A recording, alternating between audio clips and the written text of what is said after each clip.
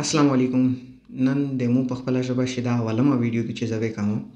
نن امید ده خو باره شي خبرې کوي چې دا نفسیاتي جټکې چې کومې دي او دا د میریګي ولا جټکې چې کومې دي دا څرنګه وي ویلې کېږي او دغې په منځ کې څه فرق دی او دغې علاج څرنګه وي. په دا ټاپک باندې زه په دا خبرې کول غواړم چې د میشې په معاشره کې دا دوې سارې بیمارۍ ډېرې زیاتې دي. اکثر خلک ته چې دغې په منځ کې فرق نشي کولی.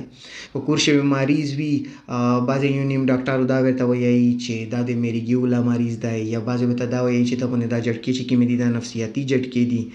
نو دغه فرق کول لږ ګرونه شي. اول میشو د میریګي د جټکې په باره کې خبرې کوي. د میریګي جټکې کېږي ویلې دا داسې وي چې بغیر څه وجه نه د دماغ چې کومې خلیې دي نیورانز په دغه شی کرنټي نه راوند شي او دغې ته یایي چې الکتریکل اکټیویټي پشې زیاته شوه یا پشې راونه شوه. دغې وجه نه څه کېږي چې د انسان په جسم باندې د میریګي ولا علامات رودرېږي. میریګي بیا څه علامات دي؟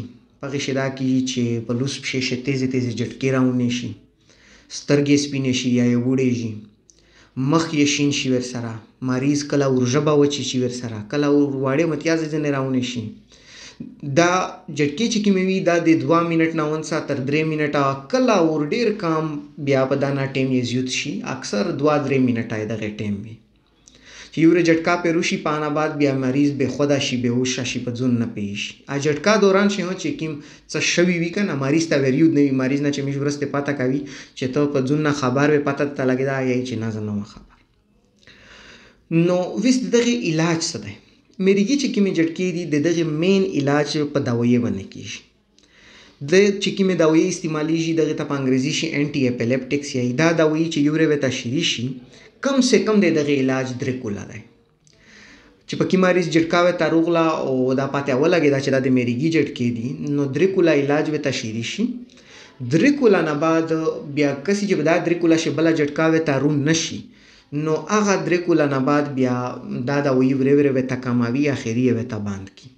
خو که په دا 3 کوله ټیم شي په منځ شي بیا جټکا پې رتله د میریګي ولا، نو بیا هغه علاج چې په کې مریض جټکا ورته روغلي دو په کې مریض هغه دوایي د هغې ریز نه بیا د ساره 3 کوله شیري شي. ویسو خبره کوي د نفسیاتي جټکې چې نفسیاتي جټکې څرنګه وي. نفسیاتي جټکې چې کومې دي دا اکثر کېږي دغې وجه نه چې مریض ته څه خفګان، څه ټینشن، څه ځاور، چا والی روالی ټکولی، چا سپک کړی، یا په کور شي جاګاړې یا غربات، څه نه څه ټینشن ځاور وي ورته. هغې وجه نه څه کېږي چې مریض په سار باندې ټینشن بوج زیات شي، خفګان یې ډېر شي.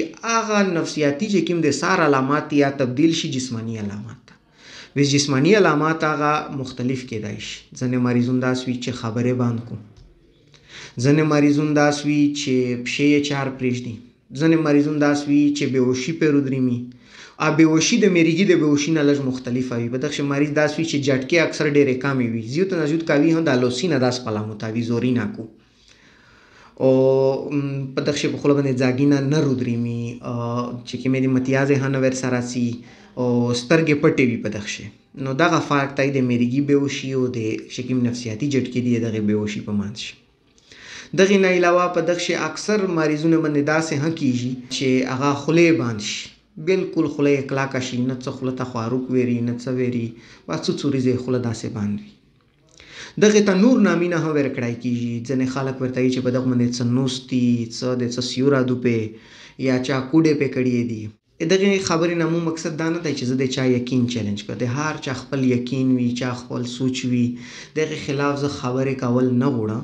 خو بیا هم چې خلکو ته دا پته ولګي چې داسې علامات پې رودرېږي، داسې مریض وي، نو دا نفسیاتي مریض دی. ویس د دغې د نفسیاتي جټکې علاج څه دی؟ ضروري علاج یې ګولې هم دی. داسې ګولې چې کوم ډپریشن ټینشن کموي، د لږ څه مودې پوره ویر کړي، نو ټینشن ډپریشن یې چې کم شي دا جټکې سره د علامات چې کوم نفسیاتي د وجه نه جسماني علامات دي هغه کم شي. بل طریقه علاج یې دا دی چې د کور لا ډېر ورختوي ورته نه کوي.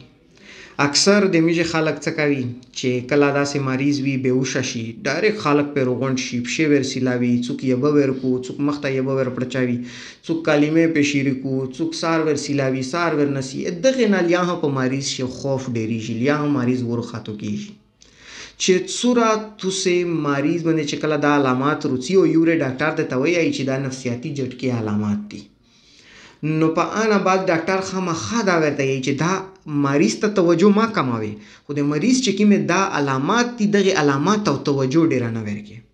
وینې دا علامات ته چې څوره توجه ورکړه کېږي دا علامات نور هم ډېرېږي. په اول ورکله داسې هم وي چې مریض ته دا علامات ته توجه کمه شي، د علامات نور هم زیات شي، خو د وخت سره ورې چې څوره توجه ورته کمیږي دا د علامات هم کمیږي. امید لرم چې تاسو په دا فرق باندې پوه شوي وي چې میریږي جټکې څرنګه وي، نفسیاتي جټکې څرنګه وي، په علاج باندې مې هم پوه وي، څه کول دي څه نه دي کول په دا باندې مې هم پوه وي.